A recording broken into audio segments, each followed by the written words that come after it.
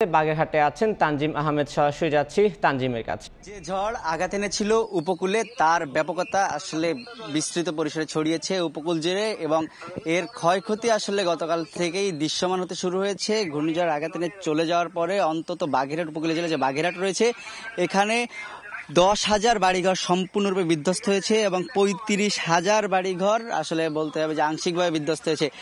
একই সাথে যে মাছের ঘের রয়েছে, বাগেরহাটটি ঘেরের উপর নির্ভরশীল মানুষের জীবিকা, সেই জীবিকার জায়গায় যারা রয়েছেন সেই জীবিকাতেও কিন্তু আসলে বড় একটি প্রভাব পড়েছে। অর্থাৎ জেলা মৎস্য অফিসের তথ্য বলছে অন্তত 22,000 মাছের ঘের ভেসে গেছে। যেহেতু জেলায় 74,000 মাছের ঘেরের মধ্যে 3 ভাগের 1 ভাগ ঘের ভেসে যাওয়াতে এক ধরনের শঙ্কার মধ্যে পড়েছেন উপকূলবাসী যে চাষিরা রয়েছেন। বাগেরহাটের মোংলা, শরণখোলা, মোরেলগঞ্জ সহ বাগেরহাট সদর উপজেলায় বিস্তৃত পরিসরে যে ক্ষতি সেটি ছড়িয়েছে এবং এর ব্যাপকতা আসলে যেহেতু বিভিন্ন নিম্ন অঞ্চল প্লাবিত হতে সেই সব জায়গা থেকে কিন্তু পানি নামতে পারেনি। আমরা বাগেরহাট সদর উপজেলাতে একটি গ্রামে এখন রয়েছি, সেই গ্রামটি আসলে প্লাবিত হয়েছে পানিতে এবং এর মধ্যে যে রাস্তাঘাটগুলো ছিল সেই রাস্তাঘাটেও কিন্তু আসলে পানি উঠে গেছে।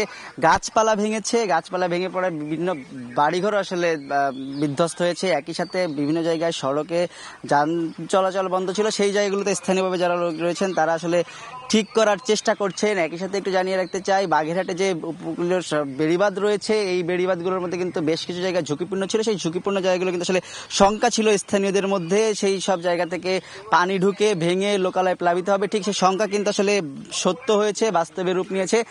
যে যে শহর বাঁধগুলো ছিল এবং উপকূলীয় যে বেড়িবাঁধগুলো ছিল সেই বেড়িবাঁধগুলোতে কিন্তু আসলে অন্তত প্রায় 1700 মিটার জায়গায় 5 থেকে 7টি স্থান 3টি উপজেলায় ভেঙেছে এবং এই ভাঙা বাঁধ দিয়ে যে লোকালয় প্লাবিত হয়েছে সেই প্লাবিত হওয়ার ফলে কিন্তু জনজীবনে ভোগান্তির শুরু হয়েছে। একদিকে বিদ্যুৎ বিচ্ছিন্ন পুরো জেলা, 5 লাখ পল্লী বিদ্যুতের গ্রাহক রয়েছেন, তারা একদিকে যেমন সংযোগ পাচ্ছে না, ওজোপা ডিকোর 20,000 গ্রাহক তারাও কিন্তু আসলে বিদ্যুতের আওতায় এখন আসতে পারেননি, সংযোগ বিচ্ছিন্ন রয়েছে। একই সাথে মোবাইল নেটওয়ার্কের কথা একটু বলতে হয়, সেই মোবাইল নেটওয়ার্কের যে ব্যবস্থা সেটি অত্যন্ত দুর্বল এবং বিভিন্ন যে সিমগুলো রয়েছে সেই সব জায়গায় আসলে নেটওয়ার্ক ব্যবস্থা দুর্বল থাকার কারণে মানুষ যোগাযোগ বিচ্ছিন্ন, অর্থাৎ কেউ চাইলেও খোঁজ নিতে পারছেন না, কোথাও ফোন দিতে পারছেন না। তাদের কিন্তু আসলে সেই আদি যুগের যে প্রাকৃতিক ব্যবস্থা তার উপর নির্ভর করতে হচ্ছে। তবে এর মধ্যে আসলে এই যে পানি জোয়ার যেহেতু 5 থেকে 6 ফুট উঁচু মাত্রার জোয়ার ছিল, একদিকে ঘূর্ণিঝড়ের প্রভাব, একই সাথে জোয়ারের সময় ঘূর্ণিঝড়ের আঘাত হানা, সেই সাথে প্রবল বৃষ্টি, প্রবল বাতাস, সবকিছু মিলিয়ে আসলে কিন্তু এক ধরনের দুর্যোগকালীন যে অবস্থা সেটি আবার চাক্ষুষ করলো বাগেরহাটের উপকূলবাসী।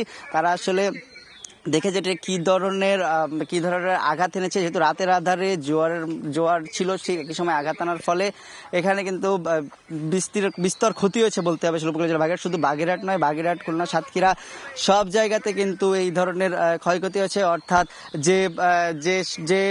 যে বেড়িবাঁধ ছিল খুলনা, বাগেরহাট, সাতক্ষীরার যে বিস্তীর্ণ বেড়িবাঁধ রয়েছে সেই বেড়িবাঁধগুলোর কথা বলতে গেলে 2006 কিলোমিটার বেড়িবাঁধ, এর মধ্যে অন্তত 51 কিলোমিটার বেড়িবাঁধ ক্ষতিগ্রস্ত হয়েছে। এইসব জায়গায় বিস্তীর্ণ মাছের ঘের ভেসে গেছে, ঘরবাড়ি বিধ্বস্ত হয়েছে, লক্ষাধিক ঘরবাড়ি, সবকিছু মিলিয়ে উপকূলীয় জেলায় কিন্তু এক ধরনের বিভৎস অবস্থা বলতে হবে। এতক্ষণ সরাসরি যুক্ত ছিলাম বাগেরহাটে।